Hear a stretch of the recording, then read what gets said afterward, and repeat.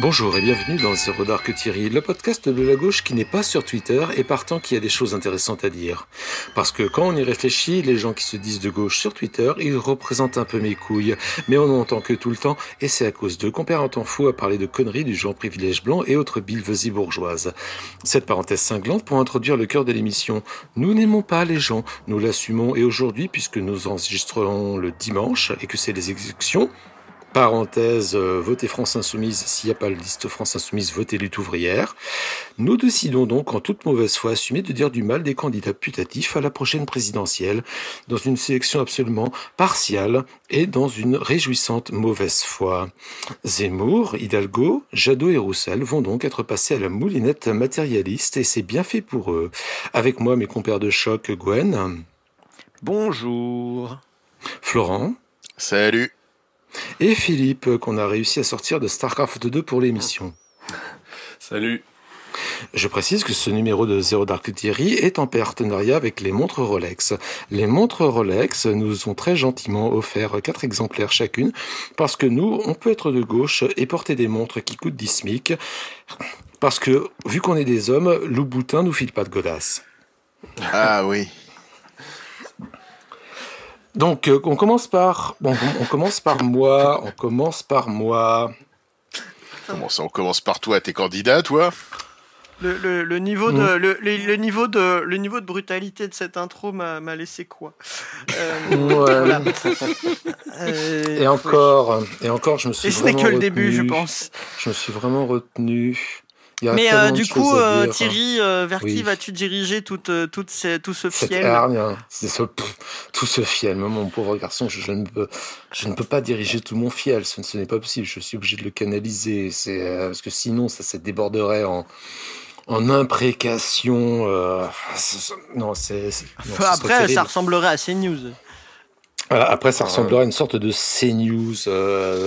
Ne soyons pas vulgaires quand même. Mais Ouais, voilà, mec, les gens pas, là. j'essaie de canaliser ça dans un minimum. CNews, je peux pas parce que j'ai beau faire des efforts depuis très longtemps, j'arrive pas à être raciste. Ah, Ça, j'ai vécu 15 ans dans une Tessie. Ça, c'est le crash test ultime, ça. J'ai vécu 15 ans dans une Tessie avec les mecs qui passaient en quad et qui soutenaient les murs et tout. Ah, rien à faire, je suis pas devenu raciste. Voilà, ça n'a pas marché. Falloir te mettre devant CNews, mais avec un traitement à la Orange Mécanique, tu sais, là. Quoi. Ouais, voilà. Tu lui tiennes les yeux.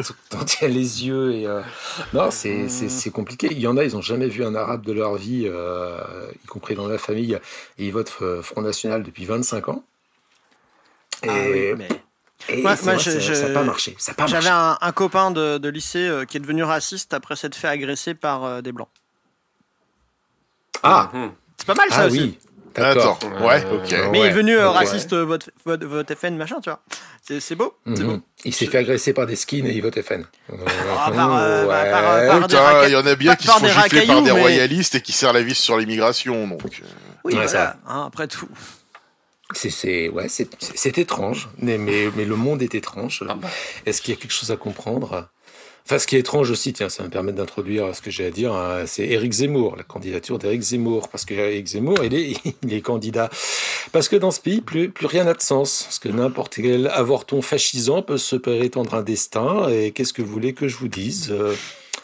Le 18 juin dernier, il n'a pas hésité à faire une vidéo devant la maison du général de Gaulle, histoire, alors certainement de tenter d'établir une sorte de, j'ose même pas le dire le mot, de filiation entre lui et le général. Alors dans ton imaginaire, t'as Charles de Gaulle, Éric Zemmour, et les deux photos l'une à côté de l'autre, avec un jeu des 7000 différences.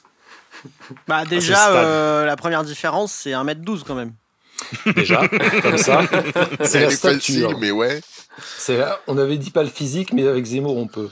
Ah bah avec Zemmour, on doit. Non, c'est à un moment donné, Éric Zemmour qui donne des leçons de virilité, qui explique la vie à tout le monde. T'as envie de lui dire, mec, non, tu fais pas des comparaisons. Tais-toi Gargamel, quoi. Tais-toi Gargamel, quand on a une tête d'accident génétique, on donne pas des leçons de vie, quoi. Et donc la différence de stature souffle un petit peu aux yeux, quand même, de stature intellectuelle, de stature tout court, etc. Mais à un moment donné, tu t'es regardé Éric Zemmour. T'es jamais foutu de sortir de 3 arrondissements parisiens. T'as fait le voyage jusqu'à Lille, ça a été sa sortie de l'année.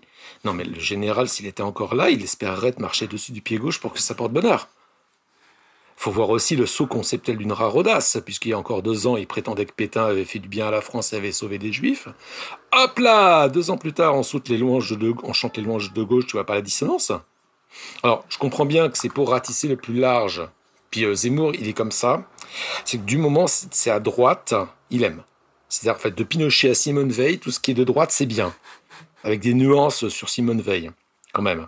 Oui, et à l'inverse, à l'inverse, tout ce qui est de gauche, il aime pas. C'est-à-dire de Che Guevara, aux centristes exaspérés par Sarkozy qui a voté une fois François Hollande en 2012, donc qui est communiste, pour Éric Zemmour. Je suis pas d'accord. Comment ça, quand tu regardes sa dernière chronique sur CNews où il explique que le rock c'est un truc, j'ai même pas trop compris l'argumentaire, mais il a fait une longue déblatération sur la musique rock'n'roll. C'est féministe. Voilà. Il a fait une chronique contre le rock en 2021. Ouais, déjà, du coup, je pense qu'on doit inverser la logique et dire tout ce qu'Éric Zemmour n'aime pas, il le considère de gauche. Bah oui, parce qu'il faudrait peut-être lui dire que les gosses écoutent plus trop de rock, de ce que j'ai compris. Non, mais c'est un peu le rock. Le rock est un ensemble. Le rock, ensuite, il passe au rap. Et au rap, c'est les Noirs et les Arabes. Et qui nous disent que le rap et le métal, c'est pareil. Il va se prendre 2 fanbases sur la gueule, il va rien comprendre. Ouais, mais je pense qu'en fait, il comprend très peu de choses. C'est quelqu'un qui comprend vraiment très peu de choses. C'est quelqu'un qui a un vernis culturel absolument superficiel. De toute façon, dans le rang de ses obsessions, tout ce qui ne parle pas de Napoléon ou des Arabes, ça ne l'intéresse pas. C'est ça, Éric Zemmour. Tout ce qui sort de ces 2 trucs, ça ne l'intéresse pas. Mais comme les femmes d'ailleurs... si, les femmes l'intéressent trop, en fait. Mais pas d'une manière qui est un peu dégueu, quand même. Oui, voilà. Donc les femmes semblent l'intéresser beaucoup trop. Et pas du tout de la bonne façon. Mais il est comme tout le monde aussi dans le monde politique et médiatique. Il lit pas. Zemmour, contrairement à ce qu'il prétend, ne lit pas. C'est quelqu'un qui lit. Et il lit même pas des livres épais qui vont pas dans son sens. Il fait comme les autres. Il s'informe sur Facebook. Il retient que les titres. Alors quand est-ce qu'on voit ce, entre guillemets, grand intellectuel, comme a dit une fois Mélenchon, qui aurait été très bien inspiré de la fermer sur ce coup-là, quand est-ce qu'on le voit dire « lisez ci, lisez ça, j'ai lu ça, c'est intéressant ». Quand il a un livre à vendre, il dit qu'il faut le lire. Je recommande ce livre, oui voilà, je recommande ce livre que j'ai écrit, mais à part ça, jamais. Ouais. Jamais, ça ne l'intéresse pas. Ça même les bouquins de ses collègues d'extrême droite, il n'en parle pas. Je me rappelle quand il faisait le commentateur casse-couille chez Ruquier il y a très longtemps, là, ce qui a lancé sa carrière à la télé. Merci, il était censé commenter des livres. Et j'étais pas très vieux, mais je me rappelle, ça m'avait frappé. Généralement, ce qu'il disait, c'est bon, j'ai lu que quelques pages, mais et blablabla. Bah ouais. Et souvent on tapait à côté de la plaque du coup, puisqu'il avait lu que quelques pages. Mais voilà. Non mais en plus c'est ça que le personnel politique, médiatico-politique dans son ensemble ne lit pas, y compris chez nous. Ouais. Non, faut pas non plus taper sur les autres en disant oh là là, nous sommes des parangons de haute culture. Non. Il y a une carence. Ce qui donne une espèce de carence en formation politique généralisée. Qui donne des débats de merde qu'on a actuellement, où tout le monde reprend les mêmes trucs, des trucs à la con, quoi. Voilà. Et Zemmour, contrairement à ce qu'il dit, grand révolté, grand dissident, non, mec, tu fais partie du truc. Tu fais partie de cette mouvance. Tu fais partie du mouvement vers l'inculture généralisée. Bon, Zemmour, il n'est pas là pour élever le débat. Il est là pour le rabaisser à son niveau. C'est-à-dire, littéralement, ce que veut Zemmour, c'est que tout le monde soit comme Zemmour, car rien ne dépasse l'horizon du nombril de Zemmour, et tout le reste, ça n'existe pas. Un peu comme une féministe de Twitter quand il faut parler de Mila. Fin de la parenthèse. Et là, on fait la, j'entends rien. Comment et pourquoi une nullité pareille ose poser sa candidature à la présidentielle? Ça ne sert qu'à rabattre des voix pour Le Pen. Donc il va jouer le jeu jusqu'au bout, siphonner le maximum de fillonistes et de gros cons de faf qui se trouvent Le Pen trop tiède, avant d'appeler au vote utile au dernier moment, dans le but d'achever de casser la droite pour que la seule droite qui reste, ce soit l'extrême droite. Est-ce que ça va pas être le Maigret des années 2020? Parce que je trouve qu'il y a une ressemblance, en fait, entre les deux. Ce petit truc hargneux qui se lance dans la présidentielle, on sait pas trop pourquoi. Ouais. Mais Maigret avait un passif de grand stratège du Front National, hein, quand même. C'est vrai. Avant. Oui. Avant et même après. Le rapprochement entre le FN et le RPR à la fin des années 90, c'était lui quand même. Ouais. Et il a même un héritage de stratège après, parce qu'en fin de compte, la stratégie de Marine Le Pen, c'est la stratégie de Maigret. Pas faux. Ouais. Après, en termes de stature, en termes de trucs, je ne sais pas. Mais je vois bien Zemmour faire des clips de campagne comme ceux de Bruno Maigret. Ah putain. Les J'ai réveillé un trop mal. les incroyables clips de campagne de Bruno Maigret. Pour les jeunes qui connaissent pas, allez chercher ça. Ça traîne encore. Ils sont complètement fous parce que il faut voir. Le tout s'accompagne quand même de la tronche de Bruno Maigret qui se plaque un sourire de loup ravi sur la face, dont on voit que ses zygomatiques sont pas entraînés pour ça. Et on voit que ces zygomatiques sont pas entraînés pour ça. Il y a pas de mémoire musculaire du sourire chez Bruno Maigret. C'est pas facile. Et c'est le tout dans un truc de super-héros totalement ridicule. Ouais. Ça vaut son pesant de cacahuètes. Voilà, donc si vous vous demandez comment, si vous écoutez ça dans 6 mois, vers fin 2021, et que vous vous demandez comment les clips de campagne de Bruno Maigret sont devenus des mèmes à notre époque, ben c'est de notre faute. C'est ça, à son lancement, voilà. Ce sera magnifique. Et est-ce que ça peut marcher, se casser le reste de la droite qui serait écartelé entre l'extrême droite et LERM? Ouais, ça peut marcher, il y a des chances. Et peut-être même à la fin, Zemmour ministre de Le Pen. Et à quel poste? Parce qu'on va pas lui filer la culture, parce qu'il faut pas déconner. L'armée et ou l'intérieur, bon, comme ça. Les anciens combattants, évidemment, peut-être, ils pourraient discuter avec des vieux cons. En disant, c'était mieux avant. Voilà. Mais, ou alors la communication, la justice. La justice. Alors, la justice, la 5e République. Dans le gouvernement FN, il y a Collard pour la justice, c'est bon. Ouais, voilà. La 5e République a jusque-là, à la justice, essayé de mettre des types qui avaient un minimum d'apparence. Comment dire? Le mot m'échappe. De compétence. Ne serait-ce que l'apparence. Zemmour n'a pas de compétences. Il a de compétences en rien. Moi, je pense que Zemmour, il pourrait le caler ministre soit d'un truc bidon, genre ministère de l'identité nationale à la Sarko. Oui. Soit ministre de l'éducation. Oh merde. Ministre de l'éducation, ce serait brutal. Ce serait brutal, mais je pense que lui, il adorerait. Oui. Mais alors là, par contre... Ouais, ça serait... comme ça, les profs redeviendraient de gauche au lieu de voter Macron. Hey. Hein, les profs qui votent Macron. Voilà. Hein, voilà. Vous en mordez bien les doigts. 40% au premier tour, c'est ça, non? Ouais. Ne sois pas trop sévère, ce n'est que 38%. Ah bon, ça va. On corrigeait des variations saisonnières. Mais à Le Poste, ce sera la communication officielle du gouvernement, et je suggère même le nom, Radio Paris, parce que Zemmour, il aime bien la nostalgie. Ça ira très bien. Éric Zemmour. Qu'est-ce qu'on peut dire sur Éric Zemmour que tout le monde n'a pas déjà dit, en fait? Que personne... Mais ça, c'est un truc qu'on avait dit en off dans une autre émission, qu'à un moment, ce serait drôle de le voir débattre en vrai avec des vrais gens qui sont pas juste des faire-valoir. Ouais. Et là, on pourrait se marrer. Mais c'est un terrain qui soit pas préparé pour lui. Non, mais ça, c'est impossible. Et c'est pour ça qu'il ne sera pas candidat jusqu'au bout. C'est qu'à un moment, il devrait se taper les débats. C'est-à-dire que Zemmour, contrairement à l'image qu'il projette et l'image que la droite et l'extrême droite veut avoir de lui-même, Zemmour est d'abord et avant tout une nullité intellectuelle. Zemmour rien n'intéresse Zemmour en dehors du nombril de Zemmour, de Napoléon et de mal parler des bougnoules. Tout le reste, ça ne l'intéresse pas. J'avais déjà raconté cette anecdote en off, mais je vais la remettre en public. J'étais tombé sur une émission où il y avait d'abord l'intervention d'Éric Zemmour sur n'importe quoi à base de Napoléon ou des Arabes, ou des féministes, et ensuite il y avait un mec du CERN. du grand anneau accélérateur de particules qui parlait des nouveaux travaux qu'ils vont faire etc. Et c'était plutôt très intéressant.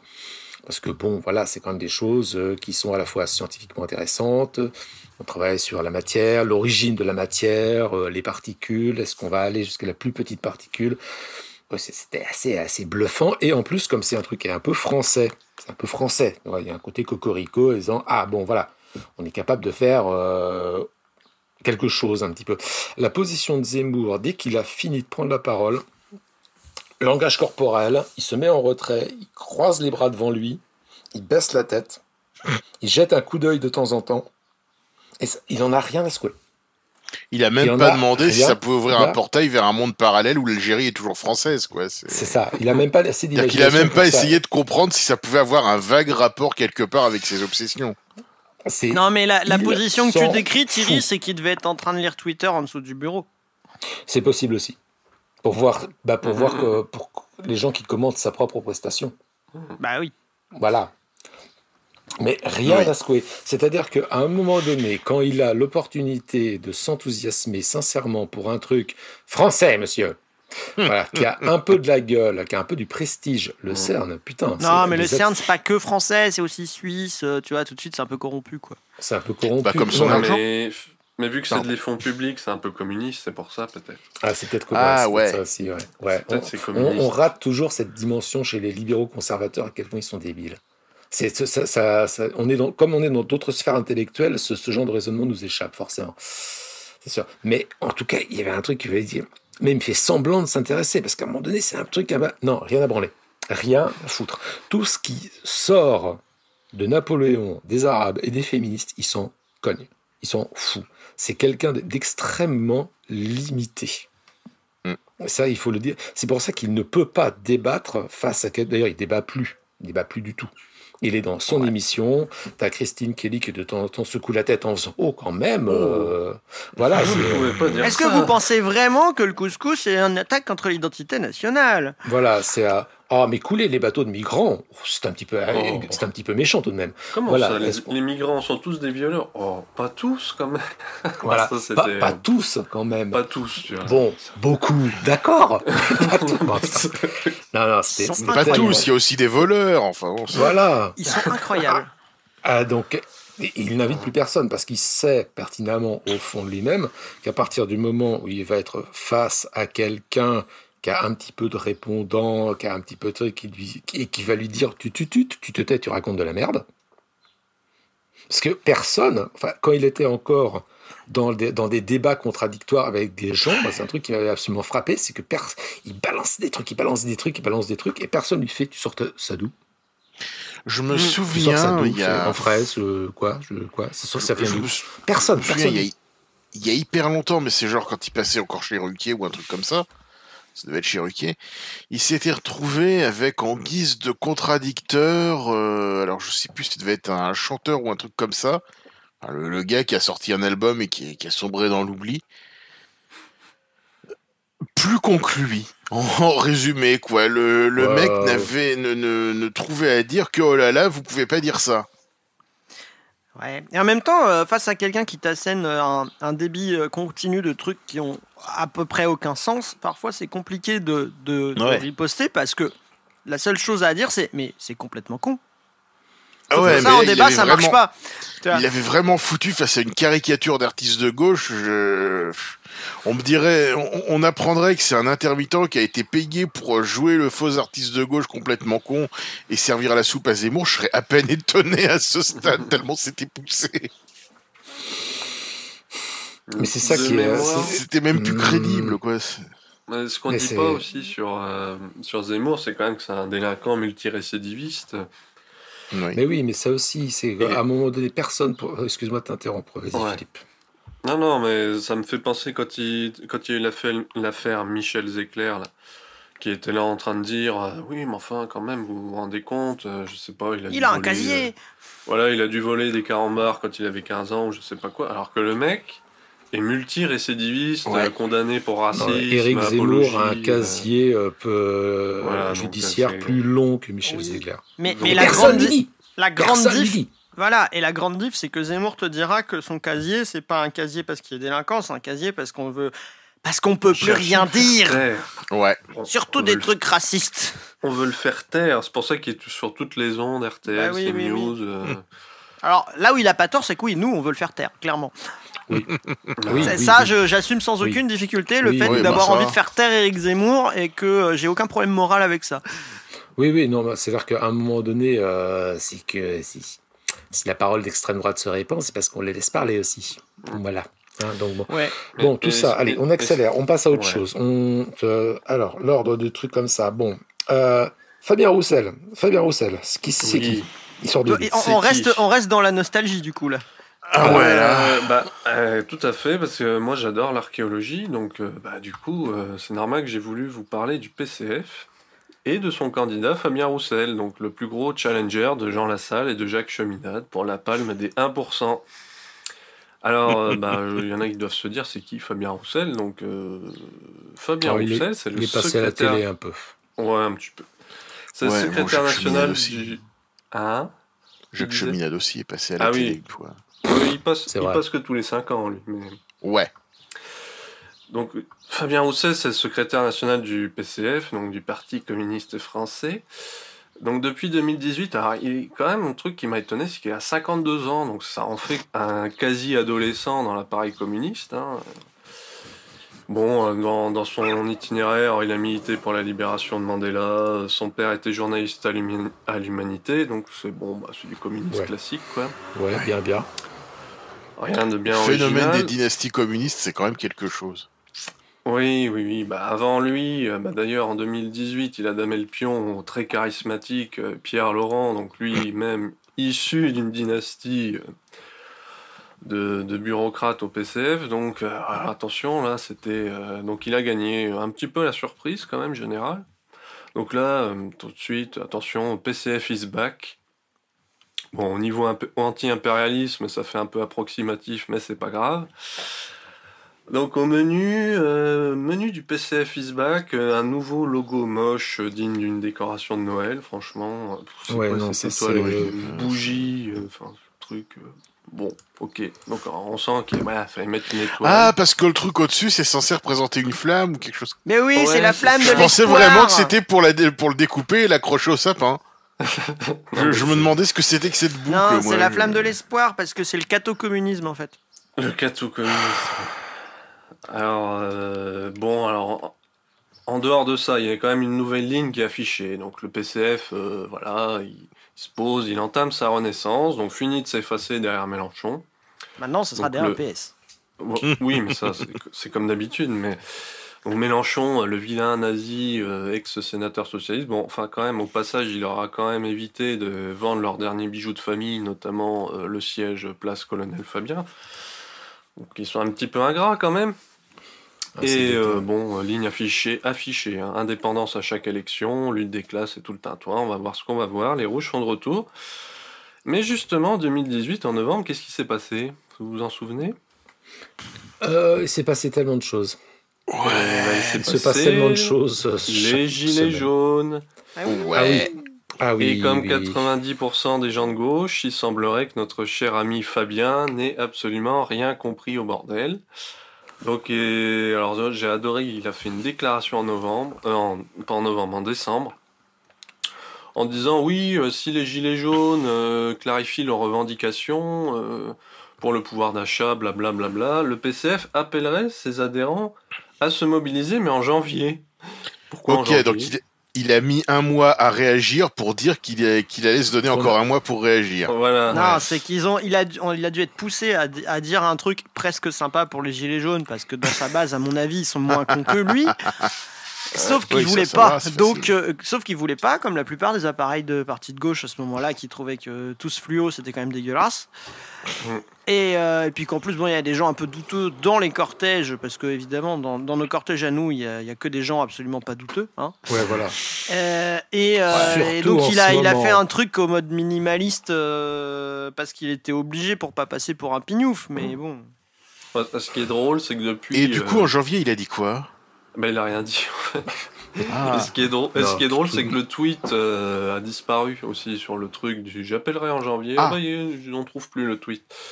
Ah, tiens donc. Voilà, bon. Il y aurait donc, une émission entière, il y aurait plusieurs émissions chaque cas à consacrer à la réaction ou l'absence de réaction ou la réaction absolument déplorable de l'ensemble de la gauche à ce qui a été Gilets jaunes, avec une session de rattrapage en plein milieu qui est une remontada qui n'a pas été mauvaise politiquement.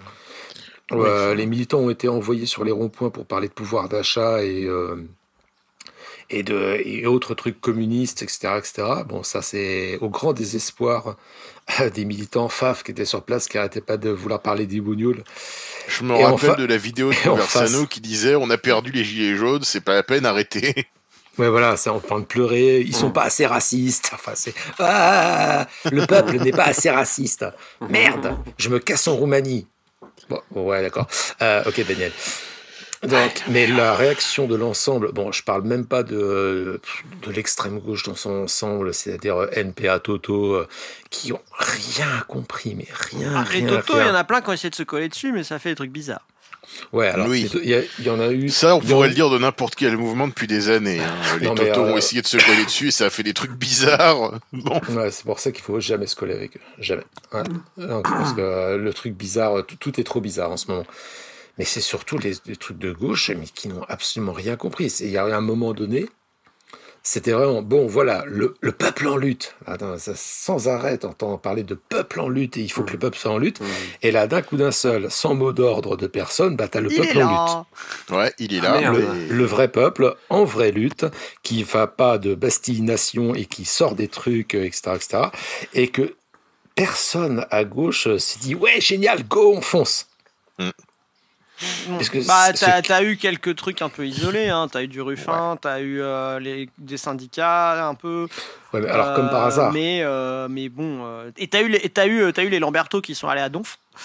Mais ouais, c'est vrai. Mais voilà quoi. Big up les Lamberto qui nous écoutent. Ils sont 3, mais bon. On en connaît. Big up, les mecs. Voilà.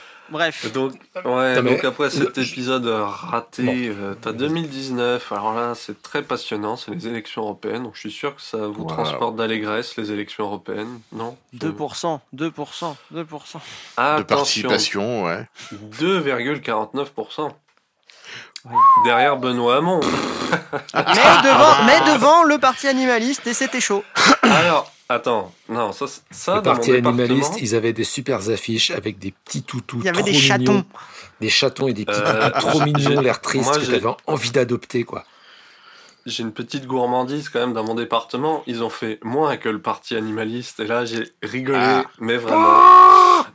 Ça veut dire qu'au moins, le chien de l'affiche du parti animaliste, t'as envie de l'adopter, quoi. Fabien Roussel, par contre. Bah, il était un peu plus charismatique que Yann Brossa, peut-être. C'est triste quand même. Ouais. C'est triste quand même. Ouais, c'est triste. On aimerait bien qu'ils soient bien, les cocos.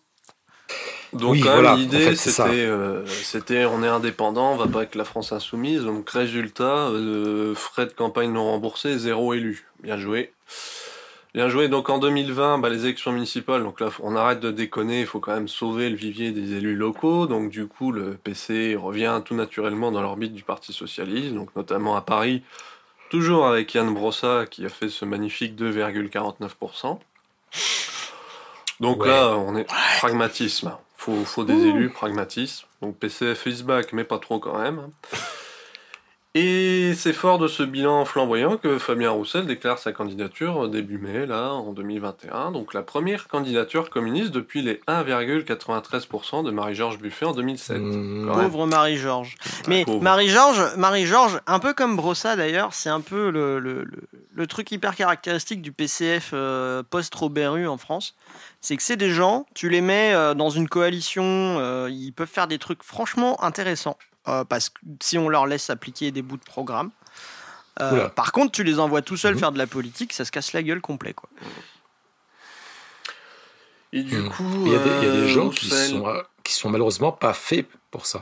Qui sont pas faits pour un truc. Oui, puis l'organisation derrière, elle permet plus d'eux, quoi. D'être mis en avant. Il y a des gens. C'est pas grave de pas être fait pour être mis en avant, et etc. C'est pas grave, mais il faut l'accepter. Roussel donc se met en avant en disant je veux être le candidat du monde du travail et de la création. Alors, je sais pas trop, la création. Bah, il y a besoin des La artistes et création. c'est pour dire que les entrepreneurs. En gros, il va encore y avoir un concert de Bernard Lavillier, quoi. Non, je suis pas Le d'accord. pauvre. Je suis pas d'accord. Je pense que c'est pour essayer de passer par-dessus la fausse opposition entre salariés et auto-entrepreneurs. Oula. Parce que Ah je me demande s'il n'y a pas un truc comme ça, tu vois, en disant oui, on n'est pas que des vieux syndicalistes moustachus, mais toi, jeune entrepreneur, tu as aussi intérêt à voter pour nous parce qu'en vrai, tu te fais niquer. Mais c'est pas très bien dit. Non. Et puis depuis, bon, il enchaîne les propos d'abruti quand même, hein, du style la gauche ne doit pas être laxiste sur la sécurité. Oula. Alors d'habitude, ça c'est un des Ouais. mantras favoris de la droite, quoi. Le coup Ça, du ce genre de mots, laxisme. mes antennes de Ouais. trotskistes détectent un débat de merde. Voilà. Donc, dans cette lignée, il cède au chantage des syndicats policiers d'extrême droite et il va à leurs manifestations. Tu penses que les syndicats de flics, c'est le monde du travail ou le monde de la création, du coup?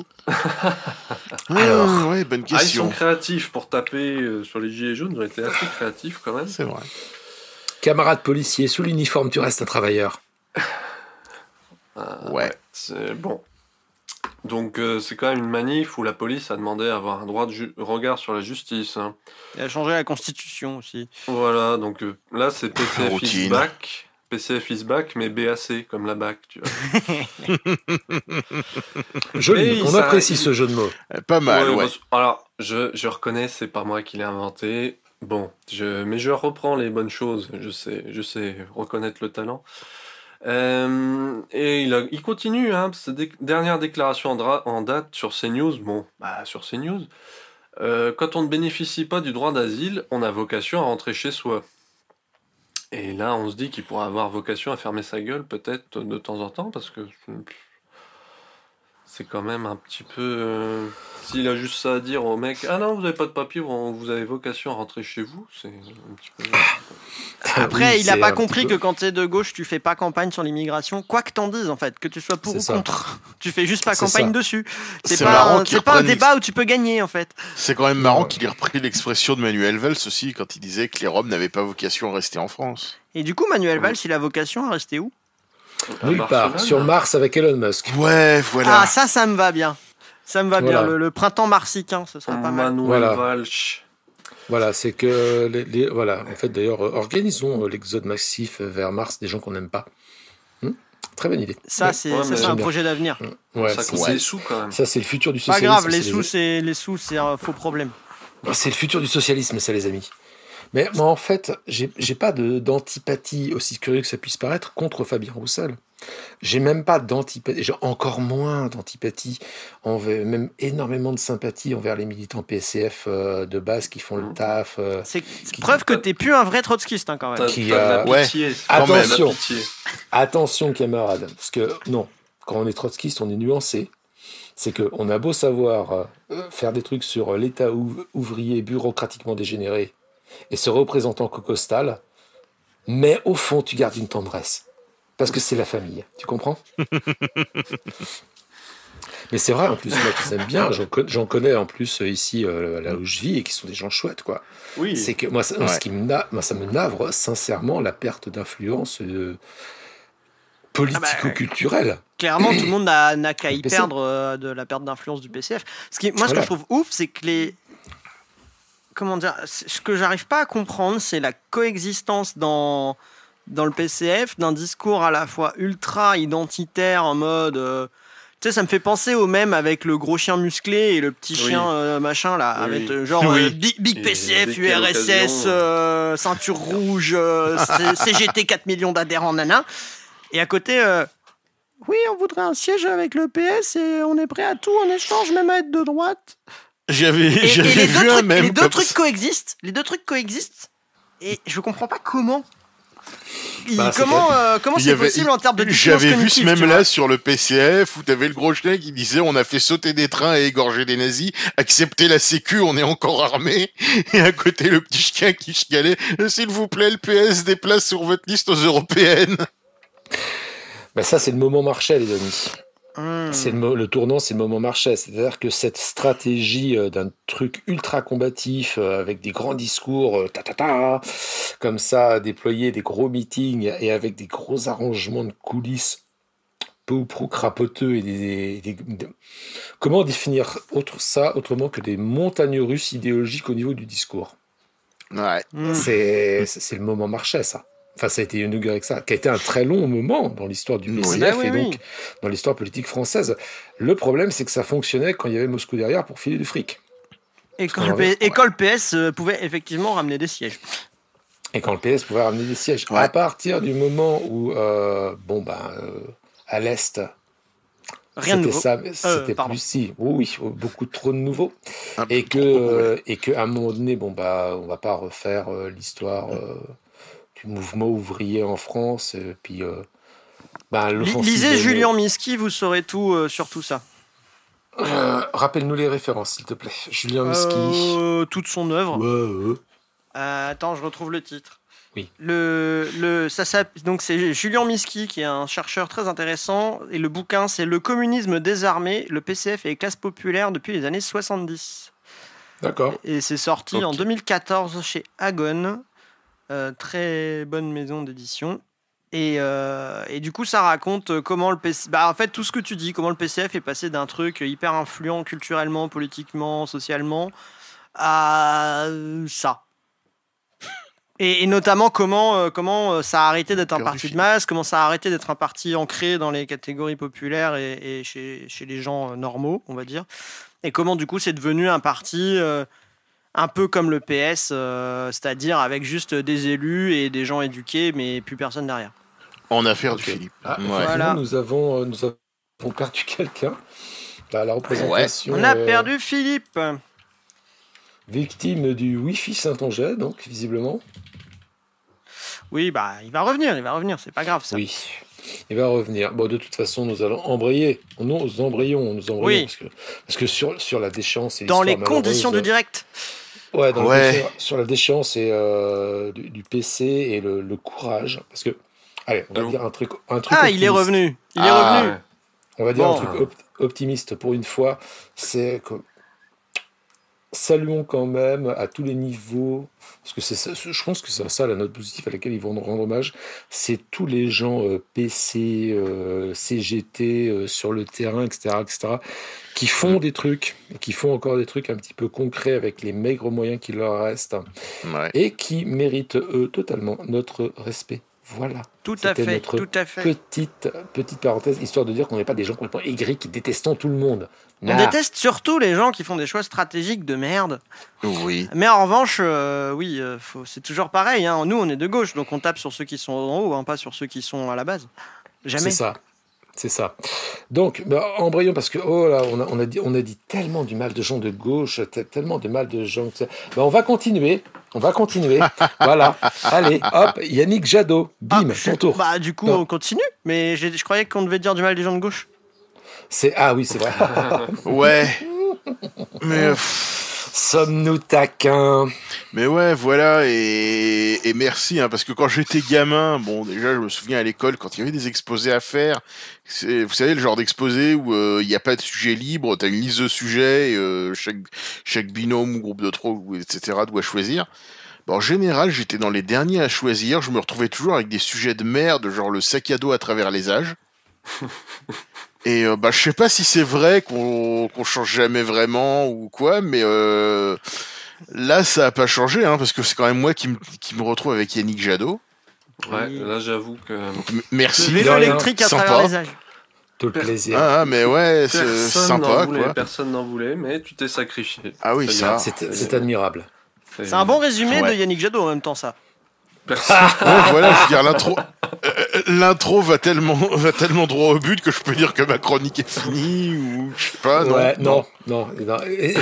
Vends-nous du rêve sur Yannick Jadot. Alors, qu'est-ce que je peux dire sur lui? Il est né en 67, fils de prof, première manif contre la loi de Vaquet en 86. Classique. Donc déjà là, j'ai l'impression de me répéter, c'est-à-dire on prend sa date de naissance, on voit quand il entre en fac, on prend la réforme la plus proche et boum, première manif. Ça c'est logique. Jusque-là, ça, c'est de gauche. Jusque-là, ça va. Jusque-là, c'est un truc cohérent. Les années 80, c'est SOS Racisme, De Vaquet, Apartheid.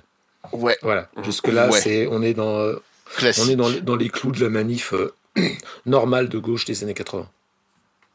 Bon, après, il a commencé sa petite carrière. J'ai vu qu'il avait été directeur des campagnes de Greenpeace France quand Michel Rivasi était directrice de Greenpeace France. Ah oui, c'est vrai. Donc, j'ai on vérifié. oublie ça. On oublie Oh. ça, oui. Oui, j'ai vérifié s'il y avait un truc croustillant, s'il n'avait pas un côté anti-vax, un truc du genre. Non. Même pas. Non, pas lui. Non, pas Non, lui. il est pas Non, rigolo à ce point. Non. Non, il a une position tout à fait ordinaire pour la vaccination, etc. Et en fait, toute sa bio est comme ça. C'est même ce qui le caractérise, je trouve, l'absence totale de caractéristiques. Il n'y a pas de bizarrerie, il n'y a pas de relief, il n'y a que dalle, quoi. Tellement rien que j'ai envie de créer une théorie du complot à son sujet, en fait. Il a été Et placé par la si CIA. Yannick Jadot n'existait pas. Ah oui, ça- Waouh. Si Oui. c'était un deepfake, non, parce que je sais pas. Quand on, je veux dire, bon, on a dit pas le physique, ok, mais quand on voit sa tête, d'ailleurs, vous vous en souvenez de sa tête? Il est un peu Vaguement, en plastique, oui. c'est pas Non. faux. Ouais, non, moi je m'en souviens pas, Ah bon quoi. Je veux dire, j'ai regardé, je veux dire, j'ai même jusqu'à ce que Gwen me le fasse remarquer, je croyais qu'il s'appelait Yves, Non, ça c'est Yves. et j'ai Non, ça c'est Yves Cochet. j'ai continué à croire qu'il s'appelait Non, ça Yves c'est en rédigeant ma chronique, Non, ça, c'est Yves alors Cochet. que j'avais des documents Yves sur lui Cochet. que je lisais. le Yves grand Cochet qui est- ami de Robert Hu. voilà, qui est beaucoup plus rigolo, lui, pour le coup, Yves Cochet.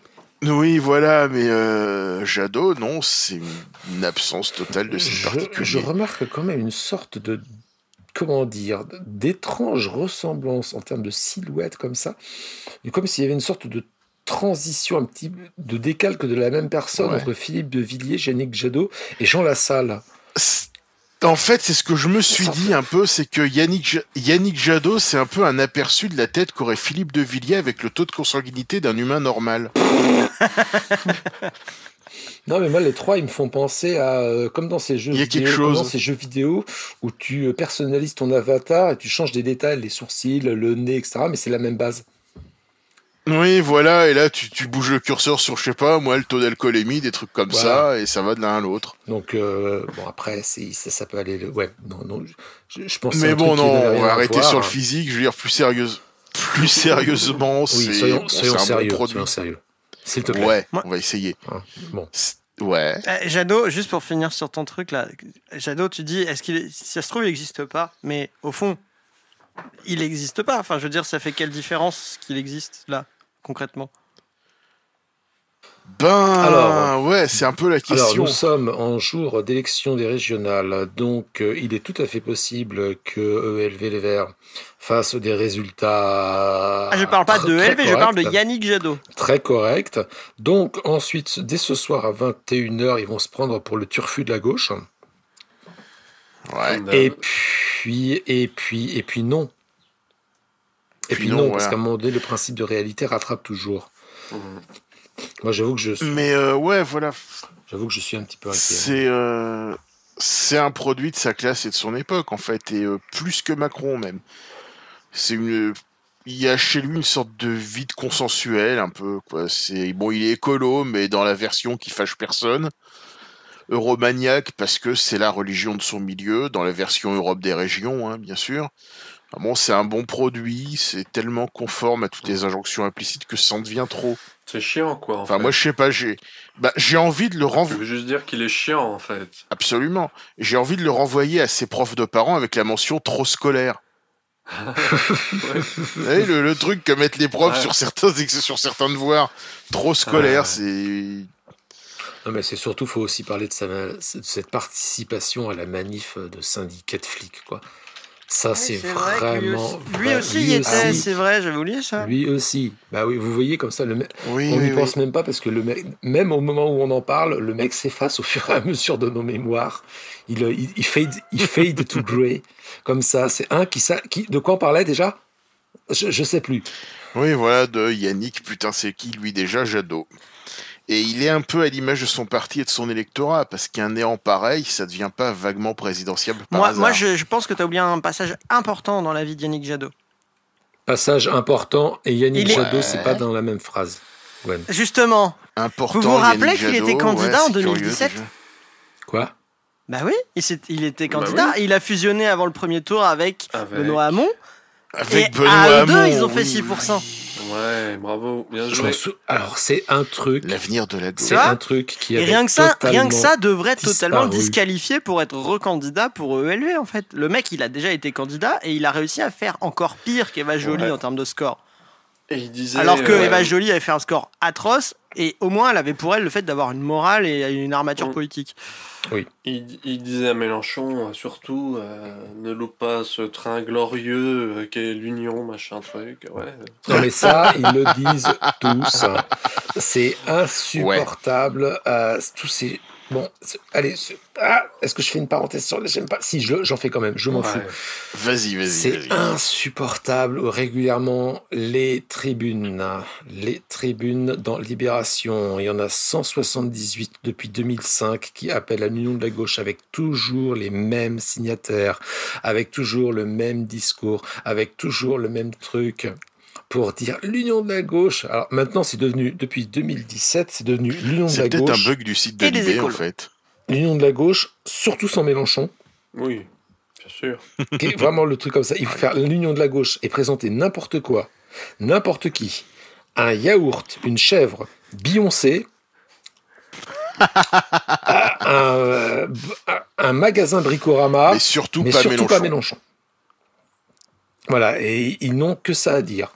Alors qu'à un moment donné, rappelons-le, je ne sais pas si cette séquence va pouvoir recommencer, mais le populisme de gauche appliqué à la sauce Mélenchon, ça fait 19%. À un moment donné, c'est un truc que non seulement il faut continuer de se visser dans le crâne, mais que malheureusement, j'ai l'impression que Mélenchon lui-même a oublié. Et vu Ce les qui est un autre 19%, problème. vu quel 19% ça a fait, c'était 19% globalement d'électorat de gauche, donc ça a fait l'unité justement. Et je pense que c'est précisément ça qui fait chier à peu près tous les autres.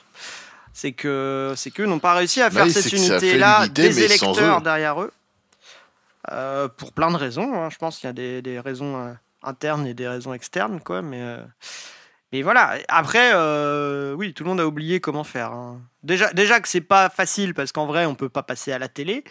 Bon. Ah oui, non, mais ça c'est. Bon, bah, de toute façon, je pense qu'on y est dans une espèce de séquence où la censure des forces de gauche est assumée. Et puis, bon, bah, non seulement la censure, mais ça suffit pas assez. Il y a quand même de l'appel au meurtre.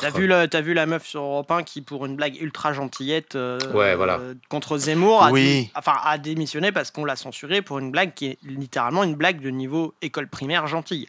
Oui. C'est donc bon. Voilà.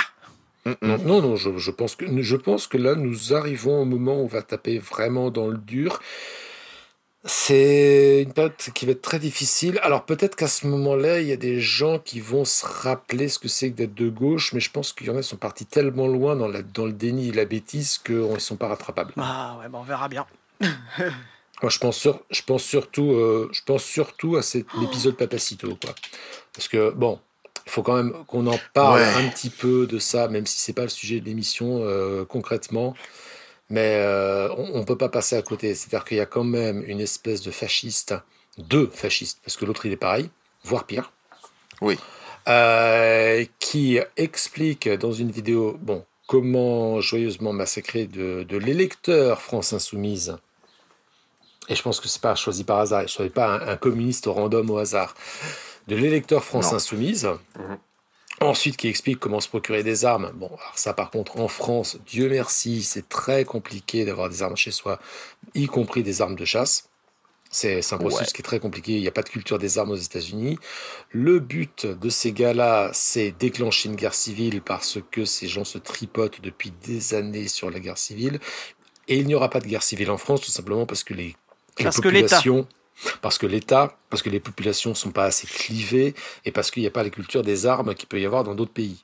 C'est-à-dire, comment dire ? Et parce que, à quelques détails près, le clivage, c'est pas un clivage genre telle moitié du pays vote dans un sens et telle autre moitié dans tel autre. Tout le monde vote à la droite et voilà. Quelques détails près. Tout le monde vote dans des nuances de droite. Ceci dit, moi, ce que je trouve chaud, c'est que depuis cette vidéo, il y a quand même eu pas mal d'agressions physiques contre des militants de gauche, notamment dans le cadre des campagnes des régionales, là. Genre, cette semaine, il y a quand même eu 5 ou 6 agressions physiques, dont des gens confinés à l'hosto. Et j'ai du mal à ne pas faire le lien. Ici, dans mon coin, il y a eu une Je trouve même agression. qu'il saute aux Il y a eu yeux. une agression parce que le militant FN, enfin c'est un militant FN, RN, maintenant on dit, qui a agressé des militants France Insoumise parce que les types recouvraient ses affiches, en fait. C'est que lui, Ah oui, il mais ça, disait- c'est classique. Ça. Voilà, et lui il disait maintenant vous n'avez pas le droit, machin. Le type a même posé une plainte pour je sais plus quoi. Enfin bon, c'est le jeu pour quoi en communisme. fait. Mais C'est- recouvrir les affiches, dès que tu sors faire un collage, tu recouvres les affiches. Bah oui, c'est Voilà. un peu le C'est principe. tout le monde. Ouais, quoi, pour se plaindre de ça, faut avoir la culture politique d'une Il huître. faut être de très mauvaise foi, mais Ou se c'est- sentir fort. Oui. C'est peut-être moi, ça, moi, il y a un autre truc que je constate, et c'est là où je pars dans l'hypothèse vraiment pessimiste, histoire de vraiment vous plomber le dimanche matin. C'est pas les réactions, parce que bon, la France insoumise a très bien réagi, Mélenchon a très bien réagi, il a porté plainte tout de suite. L'autre gros con a été convoqué à la gendarmerie. Bon, jusque-là, très très bien. Moi, ce qui me frappe, c'est pas les réactions, c'est les absences de réaction. Parce qu'il y a des gens, Ouais. il y a des personnes, il y a même des mouvements qui n'ont pas réagi. Je pense notamment à des grands antiracistes et des grands antifascistes qui sont très très très très très antiracistes et très très très très très antifascistes parce qu'ils n'arrêtent pas de le proclamer à longueur de journée, qui n'ont rien dit. Absolument rien dit. Ouais. vont vouloir antiraciste, La bon. quasi-absence de réaction aussi des partis de gouvernement quand un mec appelle à assassiner des électeurs c'est pas sur le même registre évidemment, hein, mais ça me...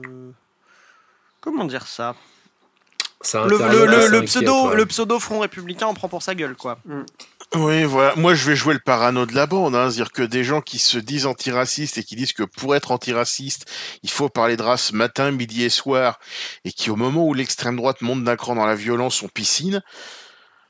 Je dis pas qu'il faut en penser quoi que ce soit, juste que c'est une coïncidence qu'il faut quand même poser dans un coin et Ben, garder à il n'y a pas de l'esprit au cas où. coïncidence, ils sont carrément, mais moi je vais plus loin que ça, ils sont en train de faire une Charlie Hebdo.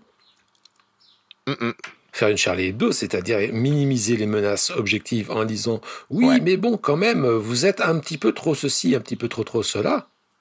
Et au moment du drame, si le drame arrive, là, ils vont totalement se délariser. À mon avis, c'est le principal problème politique avec les postures morales, quel que soit le fond de la posture morale, hein, qu'elle soit antiraciste ou de droite ou machin, c'est qu'une posture morale, ça suppose que tu défends les gens qui te semblent sympathiques, et seulement ceux-là. Et Oui. à droite, c'est assumé de Oui. défendre seulement les gens qui leur semblent sympathiques, parce que c'est un peu le principe de base d'être de droite, quelque part. À gauche, on avait un truc qui s'appelait, alors en utilisant les gros mots, on pouvait parler d'universalisme, hein, mais même juste l'état de droit déjà, qui dit qu'en gros, les gens qui se font emmerder méritent d'être défendus, même si c'est des cons.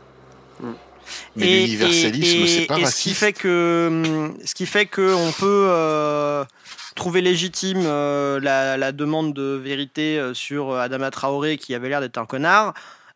Fait qu'on devrait aussi défendre des gens comme Mila, qu'on devrait aussi défendre les électeurs de la FI quand un gros facho veut les buter, et qu'on devrait défendre n'importe quelle personne qu'on trouve objectivement pas sympa quand elle est mise en danger par des gens qui sont des fascistes, des assassins ou tout ce qu'on veut.